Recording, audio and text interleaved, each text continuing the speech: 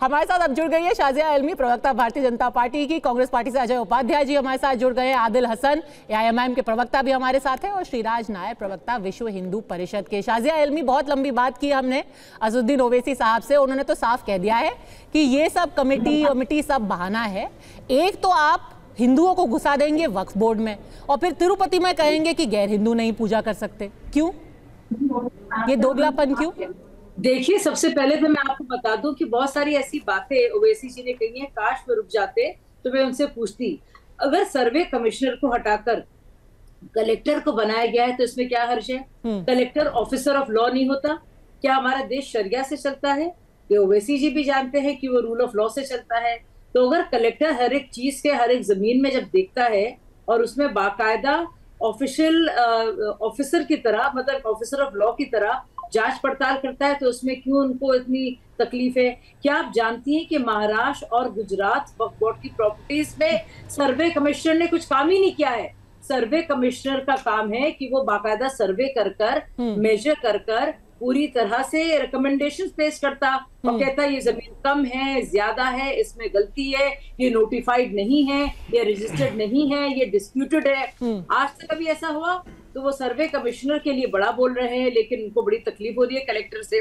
दूसरी जरूरी बात, जो राजेंद्र सचर कमेटी रिपोर्ट नहीं, पहले आपको हिंदू मंदिर की और वक्फ बोर्ड की बात कीजिए। उनका सवाल एकदम सीधा है कि जो तिरुपति देवस्थानम है वो लोग कह रहे हैं कि गैर हिंदुओं को बाहर कर दीजिए, पर वक्फ बोर्ड में गैर मुसलमानों को डाल दीजिए। क्यों? पद्मजा जी, मैं उसी की बात नहीं, वक्फ बोर्ड में कई चीजें हैं कि जो 11 मेंबर्स हैं उसमें 2 महिलाएं हों और जो हों उसमें शिया भी शामिल हों, आगा खानी या बोरी भी शामिल हों, क्योंकि उनके भी वक्फ हैं।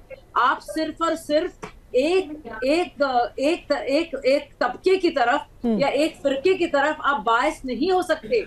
उसमें टेक्निकल एक्सपर्टीज की भी तरफ हो। अगर ओवैसी जी भी अगर सीए को रखेंगे तो वो सीए को देख रखेंगे कि वो मुस्लिम है कि हिंदू है। ठीक है, जो ट्रिब्यूनल अभी बना है वो भी कह रहे थे ट्रिब्यूनल में क्यों नहीं जाता मामला।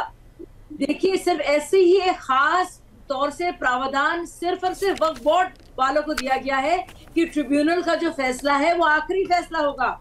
आप हाई कोर्ट में जाकर चैलेंज नहीं कर सकते। ठीक है, तो आप कह रहे हैं सिर्फ टेक्निकल एक्सपर्टीज के लिए रखा गया है कि कोई हिंदू मुस्लिम देख करके नहीं रखा गया है। आदिल हसन, नहीं, मुझे बताने दीजिए। आप एक एक करके मुद्दे को एड्रेस करते हैं। शाजिया जी, एक एक करके मुद्दे को एड्रेस करते हैं।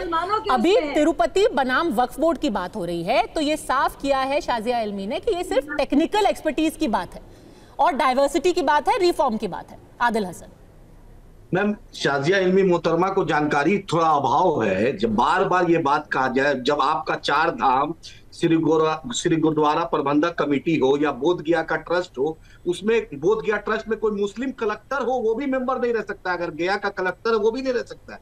SGPC में कोई नॉन सरदार नहीं रह सकता है, नॉन सिख मुसलमान नहीं रह सकता। आपके 4 धाम में नहीं रह सकता है। आपके तिरुपति का जो TDP उसमें नहीं रह सकता है। तो आप जबरदस्ती वक्फ पर क्यों थोपना चाहते हैं? और मैडम ने कहा 2 महिला, अरे भाई साहब, वक्फ बोर्ड के नियम में 2 महिला है, पहले से 2 महिला का मिनिमम है। इन्होंने मैक्सिमम किया है, हमने मिनिमम। आप बता दीजिए कितने स्टेट बोर्ड है जिसमें 2 महिलाएं? बता दीजिए, आप लिस्ट बता दीजिए कौन से वक्फ बोर्ड है, अभी चेक कर लीजिए। मेरे पास जितने भी स्टेट बोर्ड हैं, स्टेट नहीं, आप झूठ ना बोलिए, झूठ ना बोलिए।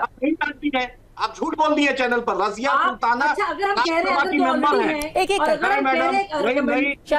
करके उनकी बात पूरी करने दीजिए। मैंडेटरी हो तो उसमें क्या तकलीफ है आपको? हम तो वही कह रहे हैं जो ऑलरेडी आप कह रहे हैं। एक सेकंड शाजिया जी, इनको अपनी बात पूरी करने दीजिए। एक एक करके शाजिया जी, एक एक करके प्लीज उनको 30 सेकंड बात पूरी करने दीजिए ताकि हर कोई अपनी अपनी बात कह सके। हाँ, आदिल हसन, मैं इनको बतला दे, बिहार में वक्फ बोर्ड में जदयू की मेंबर रजिया सुल्ताना राज्यसभा मेंबर है और एक जहरा करके मेंबर है, वो दोनों जदयू से जुड़ी है, महिला मेंबर है। फौजिया रहमान राज्यसभा मेंबर है, वो एनसीपी से जुड़ी है, वो महाराष्ट्र में मेंबर थी। तेलंगाना में भी महिला मेंबर। ये झूठ बोल रही है कि महिला मेंबर नहीं हो सकती है। इनको जानकारी नहीं। जदयू की एमपी झूठ बोल रहे हैं भाई साहब। मैंने कहा कि चेक कर लीजिए, अपने रिसर्च टीम को बोलिए चेक कर लें। नहीं आप दोनों अलग अलग चीजें कह रहे हैं। वो कह रही हैं कि अब इसको कानून का हिस्सा बना दिया जाएगा कि महिलाओं को रखना ही होगा। अभी आपकी मर्जी पर डिपेंड करता है, आप रखे ना रखे ना रखे। Ma'am, it is already included, it is already included. कुछ जगहों में है, बहुत सी जगहों में नहीं है। कुछ राज्यों में हो सकता है, बहुत से राज्यों में नहीं है।